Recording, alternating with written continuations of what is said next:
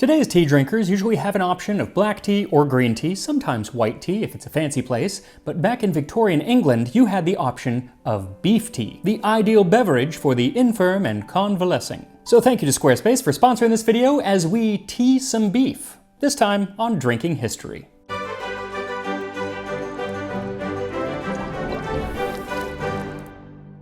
So the first time I ever came across beef tea was when I was researching a video on Civil War hospital food. And it seems that during the 19th century, hospitals made a lot of beef tea. So it has been on my to-do list for quite some time, and some time is here. But as I looked for a recipe to actually make, I was kind of like, these are really simple, because basically every recipe is just take beef, put it in water, boil it, and drink the water.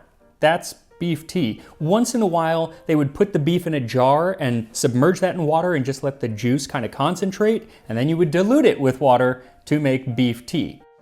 But I finally found a recipe that is ever so slightly more complicated, and it comes from one of Victorian England's celebrity chefs, Alexis Soyer, in his 1851 cookbook, The Modern Housewife, or Ménagère. Soyer's new way of making beef tea. Cut a pound of solid beef into very small dice, which put into a stew pan with a small pat of butter, a clove, 2 button onions, and a saltspoon of salt. Stir the meat round over the fire for a few minutes until it produces a thin gravy. Then add a quart of water and let it simmer at the corner of the fire for half an hour, skimming off every particle of fat. When done, pass through a sieve. I have always had a great objection to passing broth through a cloth, as it frequently quite spoils its flavor. So is it more complicated than all of the other beef tea recipes? Yes, but still pretty simple because it's basically just strained beef broth. So to make it, what you'll need is 1 pound or 450 grams of beef, and you want the least fatty beef that you can find so there's less skimming. 2 tablespoons of butter, 1 single clove, 2 pearl onions, a 1/4 teaspoon of salt, and 1 quart or 1 liter of water. So first, cut your beef into, as he says, very small dice, which is where we actually get the term diced, like diced meat or diced vegetables. That's where we get it. Then toss those into a pot along with the butter, the clove, the 2 small onions, and the salt. Then set that over medium heat and let it cook for a couple of minutes as the meat releases its juices. As it mixes with the melting butter, it should come to resemble a very thin gravy, and here you can pour in the water. Let the pot come to a simmer, then reduce the heat so it is just barely simmering, and set the lid on and let it simmer for 30 minutes. Now the recipe says that you want to skim off all of the fat as it's simmering. That is easier said than done. I tried, I got some. There is an easier way to do this, which we will get to later on. So let the broth simmer on low for 30 minutes, then remove it from the heat and set up a strainer over a pot and pour the liquid through the strainer. Now a lot of the recipes from this period have you strain it through a tammy cloth or another type of cloth, and you will get more of the particles out, but Soyer is specific in saying that he finds that that ruins the flavor, so I am just using a mesh strainer. Once strained, you can set it aside to cool, and once it's cooled, it will be easier to skim off the fat. In fact, you can even put it in the refrigerator to speed up that process, and you'll get more of the fat off of the top. And then at this point, you're probably asking, well, what do I do with all that beef that's left over? Well, a lot of writings from the time actually say that it's basically useless at this point because all of the nutrients have been sucked out into the beef tea, so it can be like used for dog food or something like that. But that's not true, and a lot of people then knew that's not true. There is still a lot of nutrients left in the beef, so you can actually turn it into like pies, meat pies and stuff like that. Or one recipe from Isabella Beeton, who wrote Victorian England's most popular cookbook, she gives an alternative way to use the leftover meat. And she actually quotes Soyer's recipe. She makes some changes to it, giving us more specifics like exactly how much butter and stuff to use. But at the end of the recipe, she says the meat left from beef tea may be boiled a little longer and pounded with spices, etc. for potting. It makes a very nice breakfast dish. Potted meat is a way of preserving meat, usually kind of by hashing it or making it very small, and then packing it tightly into a jar and pouring fat over it. And once the fat solidifies, it is, in theory, airtight and will preserve it for longer. So if you want to do that, by all means, do so as I tell you a bit more about the history of beef tea. Beef tea, or versions of it by other names, goes at least back to the Renaissance. In Bartolomeo Scapi's 1570 cookbook, he has a section of recipes for the sick, and this included several chicken broths and a couple recipes for veal broth. They were flavored with cinnamon, vinegar, and wine, but essentially, the veal broth is a fancy version of beef tea. But beef tea by that name doesn't really appear until the mid-18th century, and it's kind of a home remedy for all sorts of ills. As my grandpa used to say, it'll cure what ails ya. He didn't say that about beef tea, he said it about other things, but still, same concept. Though it wasn't always as a drink. In 1784, the Scottish physician William Buchan suggested that when a woman is in childbirth, you should give her light food. But when the stomach will not bear any kind of nourishment, the patient may be supported for some time by the clysters of beef tea or chicken water. A clyster being an enema. And it is a little disturbing that this is actually the second time enemas have come up on this program in the last 2 months. If you watch the video on Kellogg's cornflakes, you'll know all about that, and it's even more disturbing. But worry not, I will be drinking this beef tea. Now, just as it was good for women giving birth, it was also good for the baby post-birth. Now, the idea was that a wet nurse would feed the baby with milk. But a nurse who has not milk enough is apt to imagine that this defect may be supplied by giving the child wines, cordial waters, and other strong liquors. This is an egregious mistake. The only thing that has any chance to supply the place of the nurse's milk must be somewhat nearly of the same quality as cow's milk or beef tea with a little bread. It never can be done by the help of strong liquors. I just love that in 1807, liquor was considered even an option by some people to replace mother's milk. I've heard of people saying this gin or whiskey tastes like mother's milk, but I always thought that was an expression. Anyway, by the 19th century, this beef tea had really become the drink to have if you were ill or convalescing at home. Almost all of the cookbooks from this period have at least one recipe for beef tea, often in sections with recipes specifically for invalids. And since, during the 19th century, it seems that everyone was sick all the time, beef tea became a common drink to have in the households of both America, England, and all over Europe. Provided you had the money to produce it, because it took a lot of time and it took a lot of beef, which was an expensive product. So, beef tea quickly became the ideal candidate for commercial production. Enter the Bavarian chemist Justus von Liebig. He was interested in the chemistry of food. He's the person who emphasized adding nitrogen and minerals to fertilizer, invented one of the first baby formulas, and he is the person that we can thank for spreading around that felonious idea that searing meat locks in the juices. It does not. But in 1840, he came up with a way of extracting the essence from beef, and it took 30 pounds of beef to make 1 pound of beef extract. And in 1865, he established Liebig's Extract of Meat Company in Fray Bentos, Uruguay. Being produced in Uruguay was much less expensive because they had a flourishing leather market, and so beef was simply an inexpensive byproduct of that production. Now, his product was not beef tea, but when it was mixed with water, it would become a substitute for beef tea. But it wasn't just water. It could be mixed with Madeira, sherry, or port wine, or the yolk of a fresh egg, or a trifle of fresh butter, or some bread, or a boiled potato. A slight addition of Worcestershire sauce is liked by many.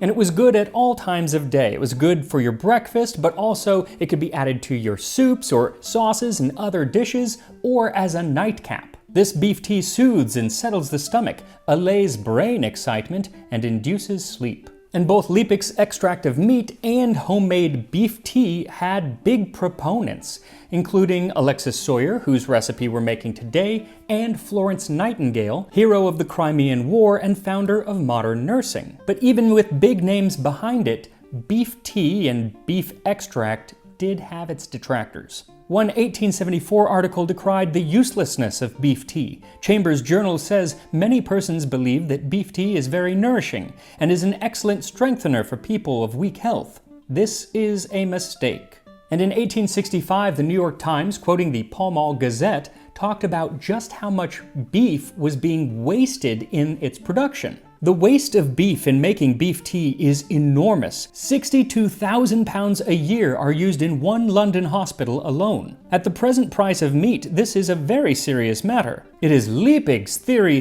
that in beef tea, properly made, you get all the nutritive part of the beef. The British Medical Journal, on the other hand, asserts that a dog fed on beef tea dies as soon as one who gets nothing but mere water. They go on to suggest that should you really want to get the nutrients of the beef, then after drinking the beef tea, you should eat the remaining beef that's left over, which kind of defeats the purpose, seeing as it's for people who can't digest the solid beef.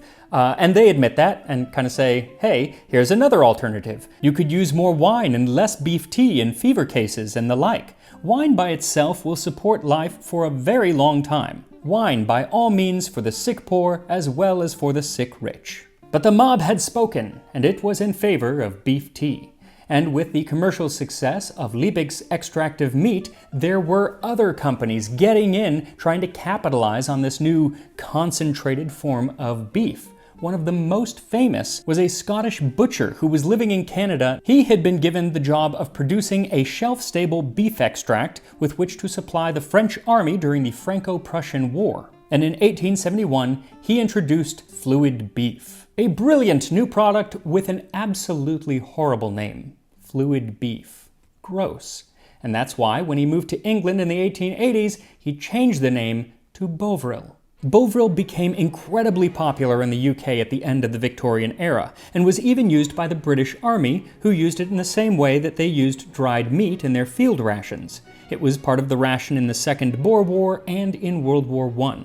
And while homemade beef tea lost favor in the subsequent years, Bovril continued and continues to be sold in the UK and other parts of the world. Meat extracts aren't so popular today in the US, but they did have their heyday in the early 20th century. They, along with beef tea, are mentioned in Fanny Farmer's Food and Cookery for the Sick and Convalescent, though she says that homemade beef tea is definitely preferable to the commercial extracts that were on the market. And while, like the nurses before her, she does suggest that it can be used for those who are sick, she cautions it is never safe to resort to beef tea as the principal article of diet for more than a few days, as it would mean slow starvation to the patient. One place I did not expect to find beef tea cropping up, but I sure did, was in a cocktail book. Actually, numerous cocktail books of the early 20th century. Like in 1917's The Ideal Bartender, there is a recipe for beef tea made with pepper, salt, and celery salt with a side of ice. Can you imagine going into a bar today and ordering a tall glass of beef tea? No, I don't think you could. Though a lot of those ingredients are actually available for the Bloody Mary, so it's just the beef that you would need. But having beef tea in bars was actually a thing early on, and in the 1960s, Campbell's Soup seems to have tried to bring it back. In the early 1960s, Campbell's came up with an ad campaign for Soup on the Rocks, where you would chill a glass of beef broth and then drink it up. They said you could take it straight or add a dash of Worcestershire or lemon peel for a kicky switch. And with only 16 calories a serving, they said it was ideal for dieters. Then if you wanted something a little more elevated, they advertised the Frisky Sour, the greatest drink since Soup on the Rocks, the brightest, beefiest drink of the year. Mix Campbell's beef broth, 2 cans chilled, 1 can of ice water, 1/3 cup fresh lemon juice. Shake, enjoy. No, I don't think I will. I've never really wanted a cocktail that was known as beefy.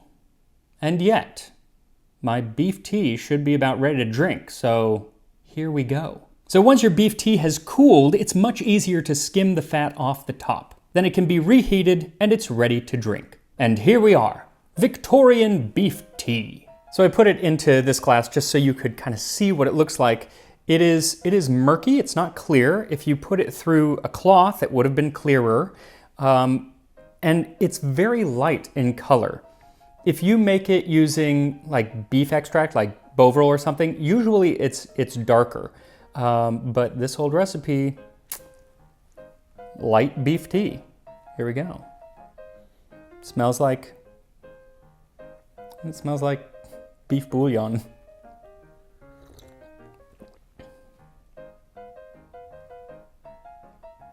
That's actually really nice. That's like, on a cold evening, that would be wonderful to have. I mean, does it taste like tea? No, not at all, because there's no like tea leaves in it. But it also doesn't taste like bouillon or beef stock or something like that. It's much lighter in flavor. It's not really beefy. It's more, I mean, you just get a hint of it. There's like this kind of savoriness, but there's also, it's unctuous, like it coats the tongue, because even though we've skimmed off the fat, there is still fat in there. That's actually really nice. So I don't think that you could just swap this out for like bouillon or something like that. It's not the same, especially if you were making it like with a bouillon cube. It's not the same because there is a texture to this that you're not going to get with any kind of soup product. It is different. And so yeah, that is beef tea. And I'm going to put that recipe up on the Tasting History website. Also, make sure you are signed up for the Tasting History newsletter, which you'll do so by going to tastinghistory.com, a website that I made with help from today's sponsor, Squarespace. Squarespace makes building a website so easy with their dynamic tools like their drag and drop technology for both desktop and mobile. And I do love that the desktop and mobile kind of work together. If you make a change on the desktop, it automatically updates for a mobile view. They also have lots of templates, so if you don't really know what you want or just don't want to start with like a blank page, you can start with a template and make changes as you go. And if you do use your website for business, Squarespace helps you keep in contact with your customers through their email campaign tools, so you can always keep people apprised of new items or when there's a sale. So if you're looking to make a website, go to squarespace.com to get a free trial, and when you're ready to launch, go to squarespace.com/tastinghistory and get 10% off of your first purchase of a website or domain. And I will see you next time on Tasting History.